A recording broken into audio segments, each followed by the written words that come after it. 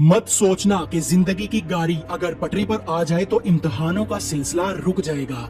ये जिंदगी नाम ही है इम्तिहानों का। हमें जब भी लगता है कि अब कोई टेंशन नहीं है, अब सब कुछ ठीक चल रहा है, तभी अचानक कोई ना कोई मसला हो जाता है, कोई ना कोई इम्तिहान आ जाता है। दोस्तों, इम्तिहानों से गुजरती हुई टेढ़ी मेढ़ी सी, कभी ऊपर कभी नीचे होकर चलती हुई इस जिंदगी से सीधी लाइन में चलने की उम्मीद मत करो। ऊंच नीच वाली इस टेढ़ी मेरी जिंदगी को मेडिकल में लाइफ लाइन कहा जाता है। ये लाइन अगर ऊपर नीचे हो रही है तो इसका मतलब जिंदा हो तुम।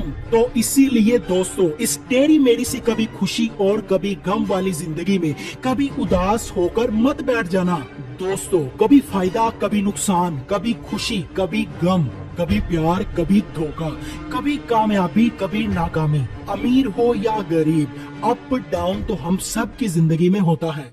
लाइफ एक रोलर कोस्टर की तरह है जिसमें शुरुआत तो आहिस्ता आहिस्ता होती है, फिर राइड आपको ऊपर ले जाती है और फिर अचानक वो राइड आपको नीचे की तरफ ले आती है, फिर से एक बार ऊपर ले जाने के लिए। इस राइड में मजा भी है और डर भी। कुछ डर से चिल्लाते हैं, कुछ इंजॉय करते हैं और कुछ इंतजार करते हैं राइड के जल्दी खत्म होने का।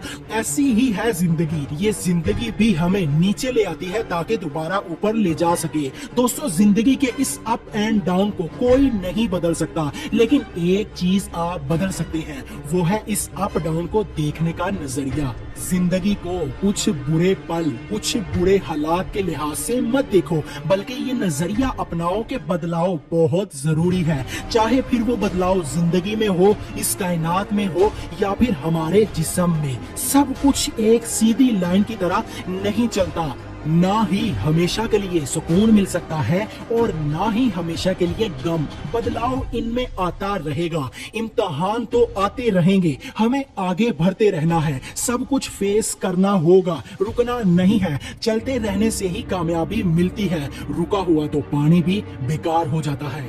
दौर में आप पहले नंबर पर आओ ये जरूरी नहीं, जरूरी है दौर में शामिल होना।